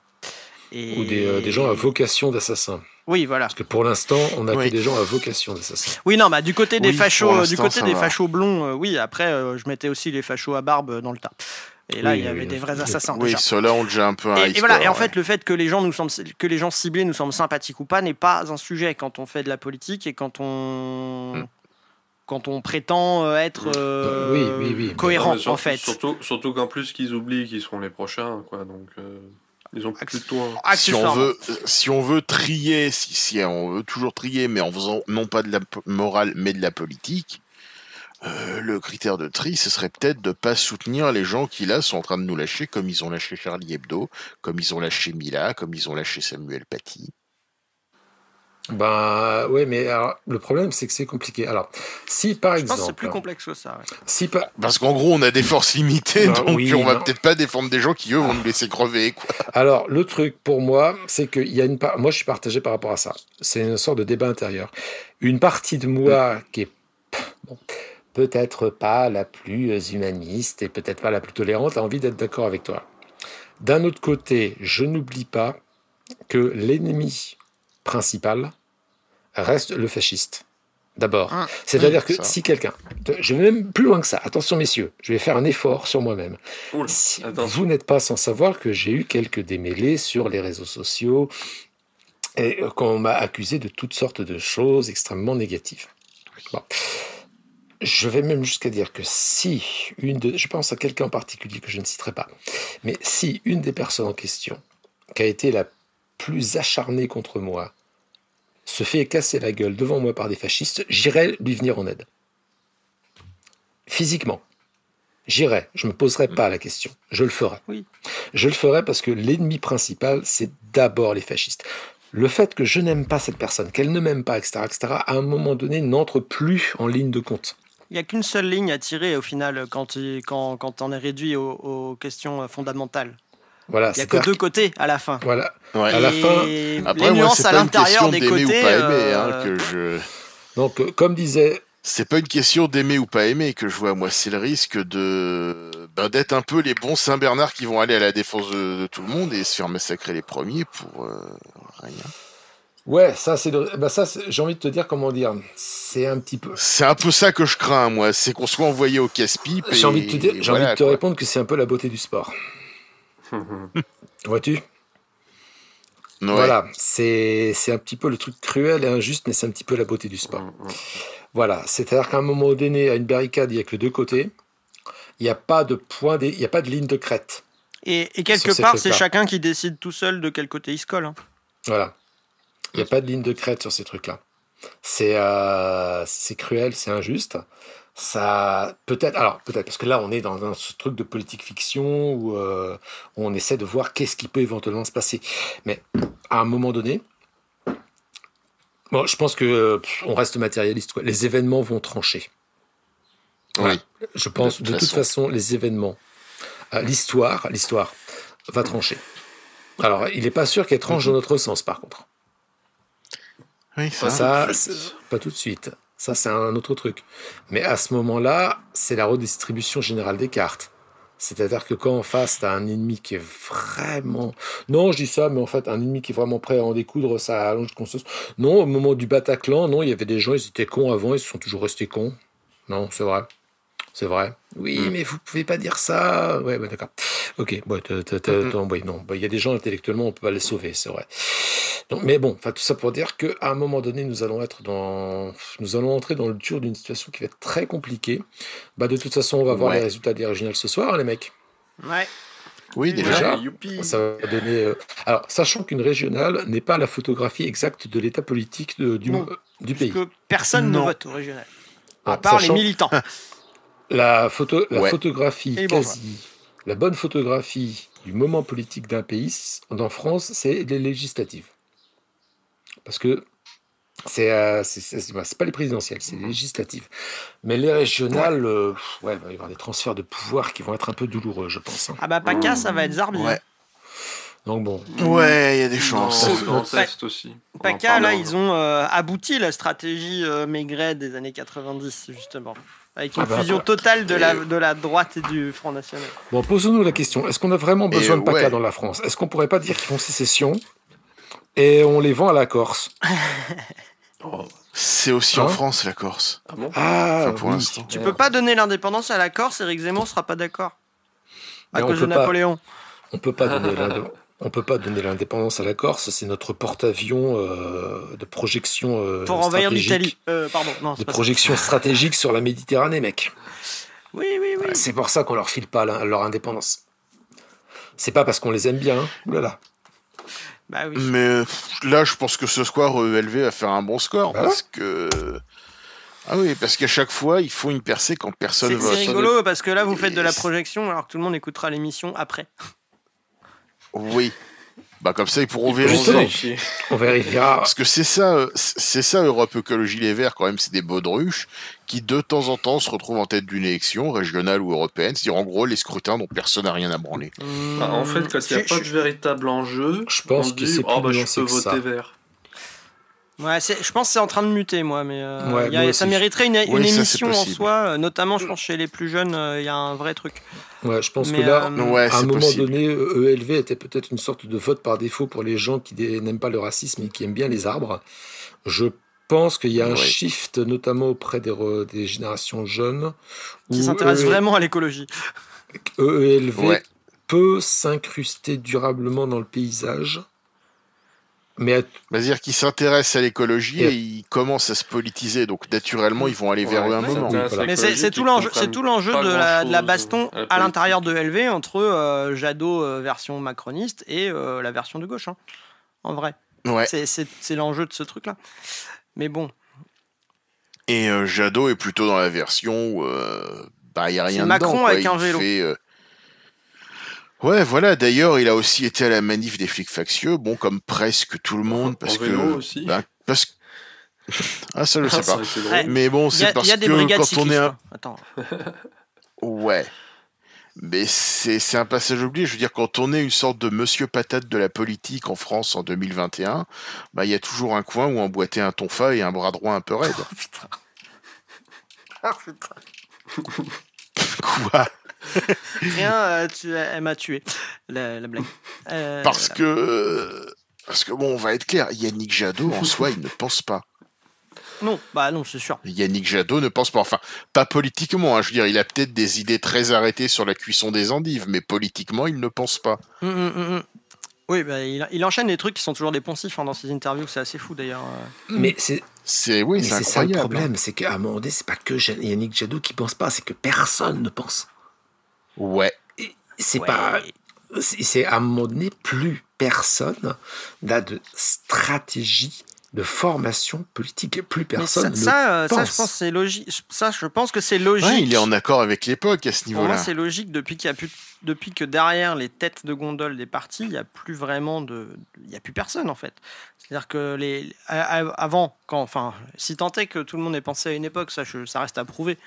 Mais dans un parti, c'est pas les leaders tout seuls qui pensent. C'est une élaboration collective. T'as toutes les sections qui doivent réfléchir sur des trucs de congrès, des machins. T'as l'expérience des luttes locales et des élections locales et tout ça. Tu as les intellectuels qui t'accompagnent parce qu'ils trouvent que ton programme est sympathique, qui contribuent. Aujourd'hui, il n'y a plus tout ça dans aucun parti, quasiment. Ou Il de y a manière plus tout ultra ça, et, résiduelle. je me rappelle d'un truc du premier bouquin d'Emmanuel Todd que j'avais lu après la démocratie, où il remarquait que jusque dans les années 60-70, il y avait une catégorie de militants qui avait totalement disparu depuis, en tout cas dans beaucoup de partis. C'est le militant qui est là pour servir à la cause et qui ne pense pas, ok, mais qui assume de ne pas penser, qui va pas prétendre qu'il a un truc parfaitement original à apporter. Mais ça à un existe. moment- Ça- À un moment mais au donné, FN. à un Ouais. moment donné, Et c'est marrant, c'est eux qui mènent la danse. c'est que moi je constate avec effarement une espèce de l'anti-intellectualisme est une victoire idéologique de droite. Ouais. Pour dire les choses, franchement. Moi, je suis pas sûr que ce soit qu'une question d'anti-intellectualisme. Je pense qu'il y a aussi un vrai mouvement chez les gens qui ont des formations intellectuelles, etc., de ne pas vouloir s'apparenter à un organe militant de manière trop fixe. Alors ça a toujours existé, Oui. tu vois, le truc des compagnons de route où du coup t'adhères pas vraiment, comme ça t'as le droit d'être pas d'accord quand ça t'emmerde. Ouais. Mais Ouais. mais aujourd'hui, autant il y a beaucoup d'intellectuels engagés qui donnent leur opinion sur les trucs politiques, chacun dans leur coin, éventuellement qui participent à des mouvements ponctuels, que ce soit des mouvements sociaux ou des trucs sur une cause, un machin. En revanche, qui soient vraiment attachés, on va dire, sur la durée à une association, un parti, un syndicat, machin, il y en a. On les voit pas en fait, et on voit pas le produit de En ce qu'ils fait, pourraient tout le faire. monde veut être compagnon de route et pas militant à l'heure Ouais, actuelle. c'est un peu ça, je pense. Ouais. Enfin, il y a de ça. Mais parce que le Et tout le monde va avoir l'air Après, de ça- penser, mais sans se fatiguer à penser réellement. Après, ça donne pas quoi. envie aussi, il faut dire. Non, le militantisme, de toute façon, ne donne pas envie. Pour dire des choses franchement. C'est des réunions chiantes, des trucs hyper ingrats. Ouais. C'est les mêmes personnes qui se connaissent depuis 40 ans qui vont prendre la parole et toi ta gueule. Enfin, Non, bah oui, c'est ça. Oui. Quand t'es nouveau, les gens ils te parlent pas, faut avoir fait ses preuves, enfin, Et est-ce qu'on blablabla. pourrait pas déterminer un âge de retraite pour le militantisme aussi? Ça permettrait de renouveler un peu. Toi, tu veux tuer le PCF. Il veut pas tuer la que. plupart des partis, en vrai. Hein. Ouais, Pas attends, que, parce que non, mais- les républicains, tu crois que c'est que des genoux? Attends, t'as vu leur gueule, quoi? Non. Non, mais Non, mais bon, il y en a quelques-uns. Il y a comment il s'appelle là c'est Benjamin Lancard. Oh, ou un ouais, truc comme ça. il est vieux maintenant depuis le temps qu'il est jeune. Oui, c'est vrai. Oui, bah nous aussi. Oui. C'est ça. Voilà. Ouais. Mais bon. Bah, on va achever la gauche. On va- On va achever ce qui reste de la pseudo-gauche une bonne fois pour toutes en disant Revenons sur Yannick Jadot. en disant du mal d'Anne Hidalgo et après on ira bouffer des spaghettis. Allez hop là. Allez, attends, je finis Ouais, Yannick Jadot. pardon, Allez, pardon, allez, excuse-moi. vas-y. Parce que imaginons, on va être fou. Yannick Jadot, président de la République française. Wow, Ça fait quoi wow, tu arrêtes ta drogue tout de suite là, c'est très mauvais tout ça. bah, Attention. en même temps, non, mais attendez, on a bien eu François Hollande. Pourquoi pas Yannick Jadot? Hein. Oui. En termes de chiant, c'est comparable. Hein, quand Ouais, même. Ouais, meilleur- mais Hollande, meilleur au moins, il argument. est plus drôle. Il sait faire des meilleur, vannes. meilleur Mmh. argument, ouais. C'est le truc. Et imagine comme ça, on a eu François Hollande. Oh merde. Oh, oui, wow. Ouais. Ah ouais, putain, waouh. Et moi, je pense que ça serait même pas un président girouette. Ou en tout cas, pas une vraie girouette qui suit le sens du vent. Hein. Plutôt une girouette, mais comme il y en a dans les jardins des baby-boomers, vous savez, là, le truc qui est planté, qui est pointé à l'ouest, parce que c'est là que va le vent le plus souvent, mais ça tourne pas, parce que bon, faudra y mettre de l'huile, c'est chiant, ça fait du bruit. C'est juste pour dire, il y a une girouette dans le jardin, mais c'en est pas une vraie. Et je le vois un peu comme ça, en fait, Yannick Jadot. Ouais. Dire qu'il a une sorte d'absence de vision. Je sais pas si vous êtes déjà intéressé un peu à la prospective. Et en prospective, en gros, les gens qui essayent d'imaginer les futurs possibles, et en prospective, il y a toujours un scénario de base. C'est le scénario qui a pas de rupture, pas de surprise. En gros, on prend les courbes, on les prolonge dans le sens où elles vont, et ça fait un futur par défaut qui est une sorte de super présent, quoi. Je veux dire, on le ferait à l'heure actuelle en essayant de prévoir 2030. On dirait, ouais, il fera plus chaud, ouais, il y aura peut-être le Covid-27 ou un truc comme ça. Et des tensions entre la Chine et les États-Unis, bon. Un super présent, en quelque sorte. Et je pense que ce qui sert de pensée à Yannick Jadot, en fait, c'est de suivre cette pente-là. Il s'imagine aller du présent au super présent et que sa carrière avance tranquillement là-dessus, sans surprise. Moi, Comme une rédaction de bon élève sur comment je deviendrai président. moi j'ai un truc en plus quand même à dire là-dessus. Parce que Ouais. s'il n'a pas de vision et qu'il devenait président, ça fera comme ce qui se passe quand tu as un ministre qui n'a pas de vision, qui arrive dans un ministère. C'est qu'en gros, la politique, ce sera la politique des hauts fonctionnaires de Bercy. Et puis c'est tout. Parce que quand les ministres ne savent pas quoi faire, Ouais. eux, ils savent quoi faire. Oui, voilà. Et Oui. ils ont des idées sur quoi faire. Ouais, Alors, oui, des ils idées ont- que personne ne discute et que personne ne sait ce qu'elles sont, enfin, et Aussi, qui sont pas on sait. soumises. Enfin, on sait ce qu'elles sont, mais elles sont jamais soumises au débat démocratique. Mais ils savent très exactement quoi faire. Bah, c'est jamais soumis au débat démocratique parce qu'à partir du moment où. Alors, qu'est-ce que vous voulez faire? Mais vraiment, c'est quoi le progrès? Ils vont te répondre démanteler la Sécu et tout le monde auto-entrepreneur. Et là, c'est ah ouais. Ah oui, mais non, en fait, non. Ah, mais on n'est pas. On n'est pas super chaud. On n'est pas dedans. La pente, la plus forte pente de la pensée dominante. En fin C'est de ça. compte. Ouais, Oui, c'est oui. même un peu. Moi, je pense qu'il y a même une autonomie de pensée dans certains bureaux à Bercy, en fait, qui a un problème en soi. Et qui est un problème sous-estimé par beaucoup, y compris les gens à la FI ou tout ça. On en revient toujours à cette histoire d'absence de culture et de savoir comment fonctionne. Parce que c'est bien gentil de dire qu'on est contre le. Comment fonctionne l'État? C'est bien gentil de dire qu'on est contre les systèmes, mais à un moment donné, il faut aussi comprendre comment il fonctionne exactement, le entre guillemets système. Et oui. Voyez-vous. Et Ouais. oui. On en revient toujours là.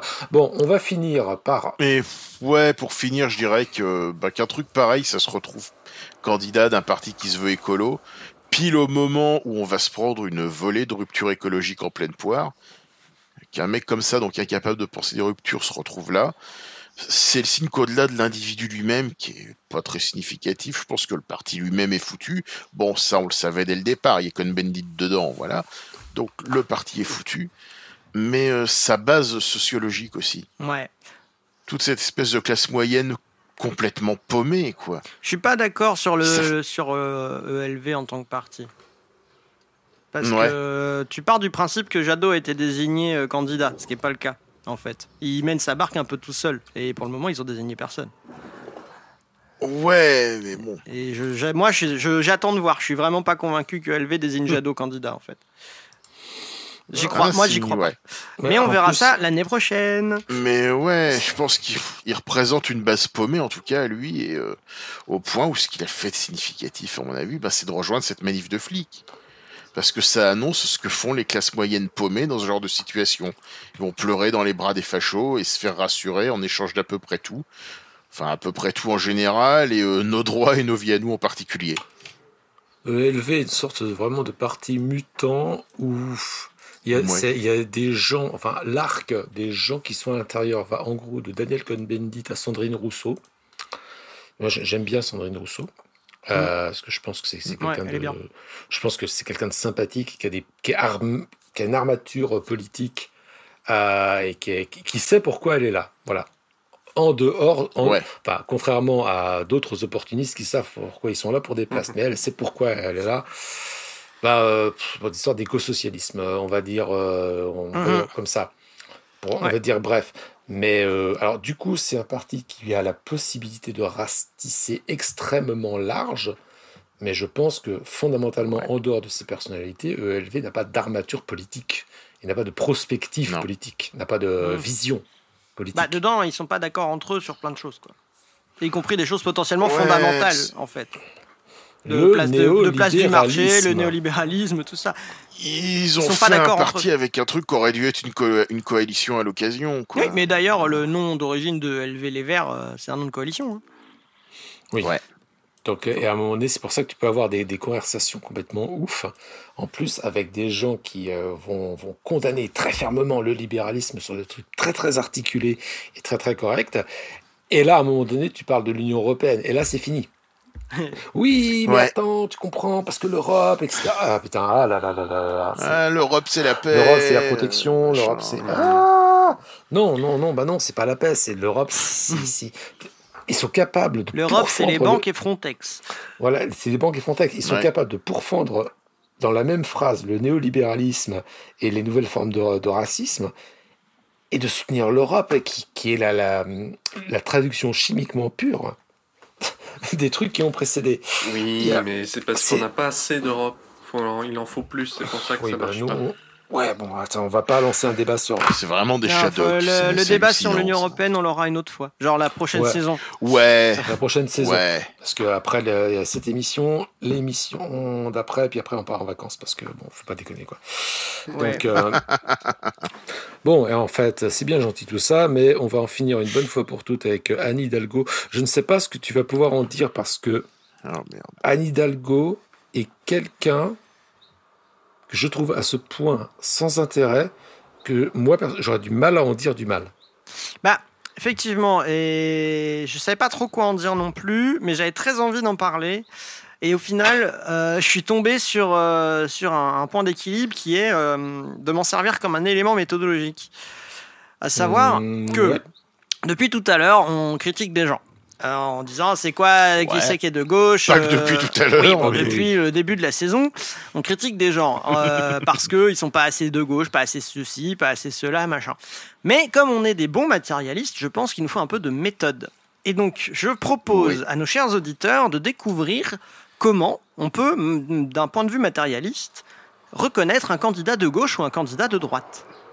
Et pour ça, il suffit juste d'ouvrir un petit peu l'œil. Et donc pour l'illustrer, on va prendre l'exemple d'Anne Hidalgo parce que c'est bien pratique et que c'est une des candidates putatives du Parti Socialiste, enfin ce qu'il en reste, enfin on sait pas trop parce qu'en même temps elle se présente toute seule, enfin bref, on s'est compris quoi.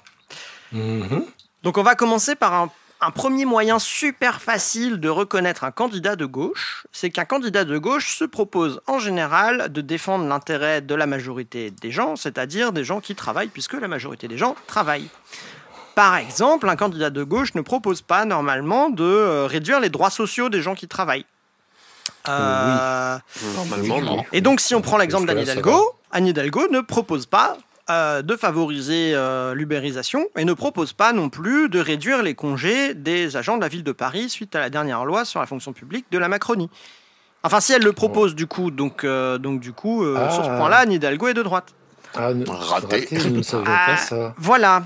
Deuxième, dans les dossiers. Un deuxième C'est truc, fascinant. un candidat de gauche, et ça fait le lien avec le paragraphe d'avant, un candidat de gauche, en général, ça aime bien les services publics. Ça, c'est classique quand même, on est d'accord. Hein. Oui. Les services publics, c'est bien, les hôpitaux, c'est bien, les écoles, c'est bien. Globalement, le fait que les trucs nécessaires à la vie en société soient pas dépendants du bon vouloir de tous les Jeff Bezos en herbe de la Terre, c'est pas mal. Ça, souvent, les candidats de gauche sont assez clairs là-dessus, je trouve.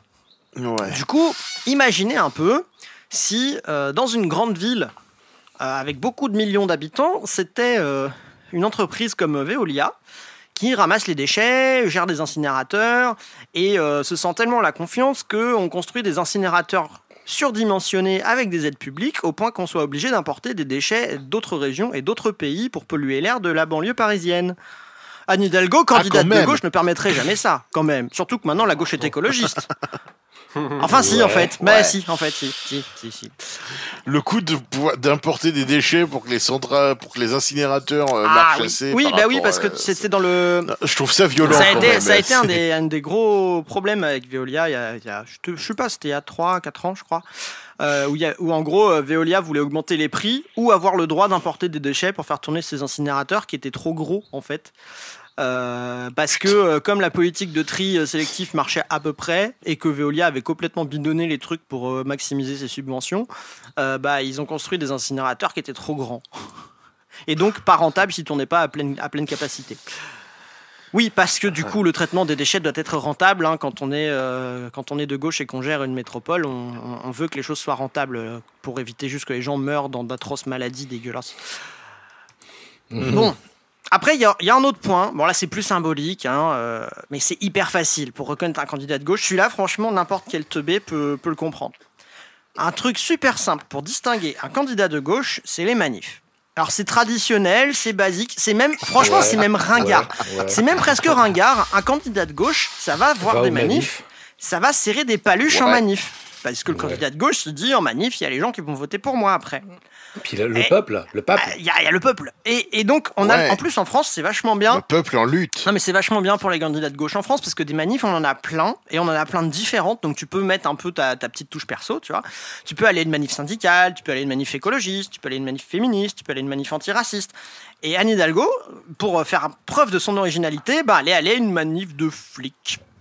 Voilà. Bon, écoutez, faut bien innover, hein. Faut innover. C'est comme je disais, sinon c'est un peu ringard, quoi. Cette fameuse manif de et donc voilà, donc je vous laisse en penser ce que vous voulez, hein, mais au moins elle est allée dans une manif. On peut pas lui enlever ça. Oui.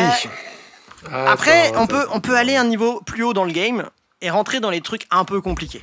Genre dans la philosophie transversale qui traverse toute la conception du monde d'un candidat. Bon, ça a l'air vachement dur comme ça, mais vous allez voir, c'est encore assez simple. Donc on peut reconnaître un candidat de gauche ou une candidate de gauche à ses fondements philosophiques. Par exemple, quelle place on donne dans la vie quotidienne au consumérisme, au commerce, par rapport à d'autres valeurs qui seraient... alors on peut citer plein, tu peux avoir la solidarité, tu peux avoir la convivialité, tu peux avoir la beauté, tu peux avoir, je sais pas moi, plein de trucs sympas, quoi. Et avec Anne Hidalgo, si on regarde, bon, alors si on prend l'extension infinie des terrasses des bistrots pour sauver les patrons des bars, beaucoup qui sont multiproprios et font de l'évasion fiscale avec des SCI foireux. Mais ce sont des travailleurs. Non, pas les patrons des bars, non. Non. Oui, pardon. Non, pas l'entrepreneur start-upper qui rachète des bistrots en faillite pour en faire 10 fois le même bistrot avec la bière à 12 € et qui en fait met tout dans une SCI pour défiscaliser ses 4 millions ou 5 millions ou 12 millions de patrimoine immobilier à Paris. Bref, pour sauver ces gens-là, extension indéfinie des terrasses sur l'espace public et tout. Bon, tu peux dire encore c'est tangent parce que, après un an de Covid, les gens ils sont bien contents d'aller boire des coups et je ne peux que les comprendre. Donc tu peux dire oui, c'est aussi pour la convivialité, machin. Bon, ok, sur celui-là, moi je lui accorde le bénéfice du doute. Bon, sur les affichages publicitaires géants pour Apple et Nike sur les monuments historiques du centre-ville de la capitale, ou la transformation en Disneyland de luxe de la plupart des arrondissements un peu jolis à Paris, là par contre il n'y a plus tellement de doute, quoi. Moi, très concrètement, en tant que bon parisien, j'en ai marre de voir mes kebabs se faire remplacer par des boutiques de luxe, quoi. Merde. Et qu'est-ce qu'en pense Benoît Hamon? Benoît Hamon, il va chercher des kebabs de luxe, c'est pas pareil. Oui. Bref. Donc bon, alors après, évidemment, je suis un peu méchant avec Anne Hidalgo, parce qu'on peut dire, oui, mais bon, elle a des élus écolos et communistes dans sa mairie, ils font des trucs pour les femmes victimes de violences, pour héberger les sans-abri, ils ont même essayé de faire un peu des trucs pour limiter le prix des loyers et les grosses bagnoles qui puent. C'est pas faux. En même temps, on reste dans le palliatif, quoi. On a le droit d'être de droite et d'avoir l'esprit charitable, hein. Même chez Macron ou chez Sarkozy, ils ont eu l'esprit charitable par moment. Ouais. Parce que la charité, c'est bien, ça fait bien, mais ça change pas grand-chose à la fin.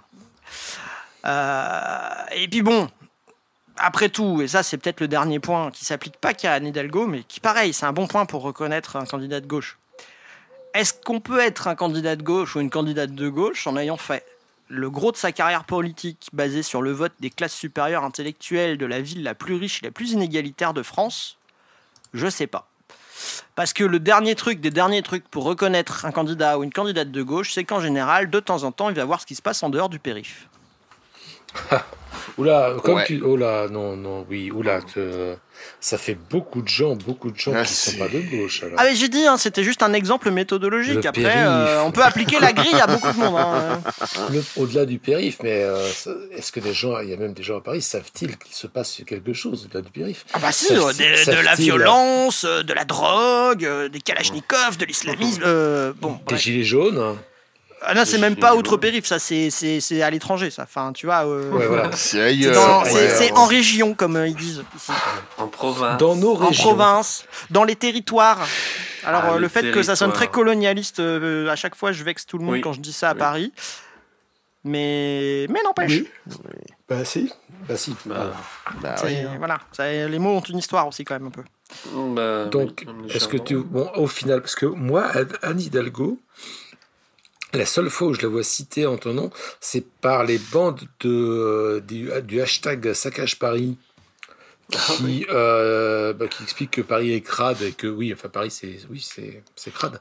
Oui, c'est pas nouveau. Mais après, les mecs du Saccage Paris, j'ai l'impression quand même que c'est quand même des bourgeois de droite qui aimeraient bien ripolliner la capitale. Et, Ah oui. Et que les trottoirs soient plus propres pour se faire livrer du riz Pissot par leur livreur Uber. Ah, mais les saccages Paris, c'est même juste des gens qui considèrent il faut que Paris devienne un Disneyland plein de boutiques Chanel pour les touristes américains et chinois, et que D'accord. et, Je m'en doutais un et peu. que ce qui reste soit juste exclusivement Ouais. pour les grands bourges du coin, mais qui veulent surtout pas qu'il y ait des gens normaux à Paris, en fait. Et c'est là toute l'ambiguïté d'Anne Hidalgo, c'est qu'en fait, il va y avoir un truc genre Yann Brossa qui essaye de faire un peu des trucs pour le logement social, machin, et de l'autre côté, même s'il y a des HLM en nombre quand même assez conséquent à Paris, dès que tu sors des HLM, tu peux pas te loger avec un salaire normal. Et, Bah ouais. On voit, mais au fil des mois, en gros, les magasins normaux se faire défoncer pour faire des trucs ultra chers, à l'intérêt discutable. Tu vois, genre, enfin, le nombre de magasins, de petites épiceries ou de magasins normaux, je sais pas, des coiffeurs, des trucs de fringues normaux, etc., se faire remplacer par des boutiques de créateurs avec une chemise à 700 boulons et des trucs de café soi-disant haut de gamme, mais en fait ton truc c'est de la flotte dégueulasse à 8 € le gobelet. Du coup c'est pas très différent, quoi. Il y a un vernis, il y a le comment on appelle ça, le vernis je sais même plus, tu vois. Enfin, il y a le petit supplément d'âme, on maintient quand même une politique sociale un peu, mais structurellement, c'est giga de droite. Enfin, la ville est vendue aux startups, elle est vendue aux entrepreneurs foireux qui te font... Ouais. Moi, le coup des bistrots, c'est le truc qui m'a choqué. Alors, pas parce que je vois souvent boire des bières, hein, mais pas que, en tout cas. Mais les trucs, c'est tous des clones, et ça se voit que c'est les mêmes patrons dans tous les bars. Oui. Les mecs, ils rachètent tout, ça devient des complexes industriels de bistroterie qui en fait font leur beurre. Bon, il y a le chiffre d'affaires, mais derrière, ils vont surtout faire leur beurre quand ils revendront leurs 10, 15 ou 20 bistrots achetés à crédit en faisant un bénéfice monstrueux sur l'immobilier. Et ces gens-là ont leurs entrées à la ville, un truc de ouf, quoi. Ils rachètent tout. Mais tu comprends, c'est l'entrepreneuriat du divertissement et de la culture, donc c'est un peu de gauche. Quand même. Ouais, la culture comme religion de gauche à laquelle il faut surtout jamais toucher, putain. Oui, et puis la bière à 8 balles, c'est pas de la culture, pardon. Hein, mais... Non, c'en est pas. Bon, tout ça pour... Est-ce que tu as fini, Gwen ? Oui, bon. Donc, tout ça pour conclure que, oulala, sombre paysage que le paysage politique français et que, en fait, je suis en train de me rendre compte que, waouh, on est un peu dark dans cette émission, les amis. Hein, c'est... Voilà, je pense qu'on va... c'est dans le titre en même temps. Hein. Ouais, on n'aime pas les gens, on a dit. C'est vrai. Donc, qu'en conclure ? Est-ce que vous avez une conclusion à tirer de tout ça, l'un d'entre vous, messieurs ? Votez pas pour ces quatre-là, déjà. Non, moi, j'ai quand même... Si, ils se présentent parce que, franchement... je suis très intéressé. J'ai lu un truc comme quoi Hidalgo, vu ses faibles chances d'arriver au second tour, pourrait probablement ne pas se présenter et lâcher en cours de route. Parce qu'en étant maire de Paris, se planter à une présidentielle au point de même pas être au second tour... Ça craint quand même. Ça craint grave. Moi, j'ai quand même un truc qui m'intéresse beaucoup, c'est de savoir si... en tout cas, parmi les candidats Jadot et Hidalgo, s'ils pourront battre le record de Benoît Hamon. Moi, c'est ça qui m'intéresse, en fait. C'est en ça que je trouve que c'est des bons candidats. C'est ce qu'ils peuvent faire moins que Benoît Hamon. Et je les encourage à se présenter. Oui, enfin, moins que Benoît Hamon ou moins que la France Insoumise à un moment donné, parce que les 6%, maintenant, c'est un truc qui va devenir largement partagé. On va tous se saupoudrer à coup... Tout le monde va faire 6%. Entre 2 et 6%, quoi. On en est un petit peu là, malheureusement. Donc, après, 6%, c'est sur la présidentielle campagne, mais... On crache beaucoup sur nos propres trucs en disant, enfin, en tout cas, sur les gens de gauche, machin. Bon, à un moment, faut pas qu'on oublie que le fait qu'on fasse tous des scores minables ne vient pas que du fait que les discours seraient inadaptés à la réalité du peuple, machin. À un moment donné, quand on est censuré explicitement par les médias, et là ça devient explicite, oui. On a un vrai problème, et un vrai problème de fond. Quoi qu'on raconte derrière, on peut dire n'importe quoi. C'est la montée des violences, de fait, c'est une censure. Hein. Je veux dire, il y a combien de gens, il y en a combien déjà qui, là, mettons, dans le mois écoulé, et encore, c'est même pas un mois, c'est dans les 15 jours, hein, la vidéo de Papacito, elle date d'il y a 15 jours. Truc du genre. Dans les 15 jours écoulés, bon, il y en a combien qui se demandaient s'ils n'avaient pas milité et qui, tout compte fait, voyant ça, se sont dit non, c'est trop dangereux, je reste chez moi. Ouais, même juste aller en manif. Même au-delà des fachos explicites, l'ambiance des manifs depuis 4-5 ans fait que moi, ça fait des années que je n'arrive plus à emmener des gens en manif qui ne soient pas des militants aguerris, tu vois. Des collègues, des machins comme ça, je n'y arrive pas, même pendant le gros mouvement contre les retraites, où les manifs, franchement, globalement, elles étaient safe. Impossible, quoi. Impossible. Depuis le tournant, j'ai eu une période où, de toute façon, j'étais dans un coin où il n'y avait pas de manif à m'apporter. Mais depuis le tournant violent qu'il y a eu vers 2015-2016, j'avoue, moi, personnellement, j'ai pu manifester parce que de toute façon, je sais pas courir. Voilà. J'ai pas la condition physique pour, donc je préfère éviter. Et même des manifs qui sont pourtant pépères, parce que même dans mon bled de province de 50 000 habitants, on entend parler, même dans des journaux locaux qui sont pas spécialement de gauche, on entend parler de violences policières quand il y a des manifs. Là, tu vois, par exemple, il y a quelques jours, il y avait les manifs annuels des Pride, gays, lesbiennes, tout ça. Ouais. Et à Paris, non, c'était pas à Paris, je sais plus dans quelle ville, il y avait un bout de cortège de gens handicapés, avec beaucoup de gens en fauteuil, des gens qui marchent pas vite, machin. Et en gros, ils se sont fait une frayeur de ouf parce qu'ils se sont retrouvés bloqués entre des cordons de flics qui allaient disperser le truc en mode dispersion bourrin, quoi. Voilà. Et tu fais bon, ok. T'as des cordons de keuf en face, ils se disent ah tiens ils sont tous en fauteuil, on va faire quelque chose de plus, on va faire attention. Bah non. Tu vois. Ouais, non, c'est plus du tout ça. Et en fait, je repense, parce que c'est à peu près à cette époque-là que ça a basculé, je repense à ce que disait Lordon à l'époque de Nuit debout, que c'était la dernière contestation gentille. Ben, je crois qu'en face, ils l'ont très bien compris. Ouais. Et ils prennent les devants. Ils l'ont probablement peut-être mieux compris que nous. Ouais, ça, il y a des chances. C'est possible. Et ça explique, je pense, une partie de la montée des violences policières. Mais du coup, bon, on refait pas dans le très joyeux, contrairement à ce que Thierry voulait qu'on fasse pour clôturer. Hein, mais il y a quand même un vrai sujet de comment on remet les gens dans des trucs comme ça. De manière normalisée. Comment on motive les gens dans un contexte pareil. Comment on normalise le fait d'avoir le droit de dire des trucs qui sont pas fachos dans l'espace public, dans les médias, dans la rue, sans rien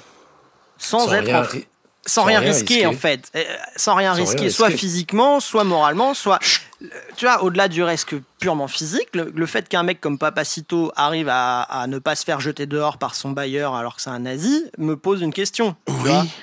Genre, je crois qu'il est propriétaire de sa baraque à la campagne. Oui, bah oui, voilà. Il y a des chances qu'il soit proprio. Oui, ça, il y a des chances dans un coin paumé où ça coûte pas grand-chose. Puis il doit avoir de la... Mais déjà que sa chaîne n'ait pas été supprimée immédiatement par YouTube. C'est ça. Rien que ça, quoi. Tu peux aller beaucoup plus loin dans la saloperie de droite aujourd'hui que dans le discours de gauche, même pas méchant, tu vois. En termes de possibilités de risque personnel. Et ça, c'est un vrai problème. Ça va pas rendre l'ambiance moins sombre, mais je me demande si on va pas...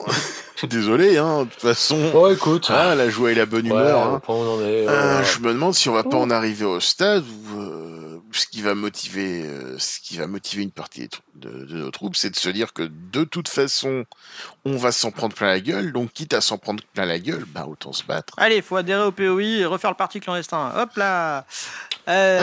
Non, ceci dit, pour finir sur une note optimiste,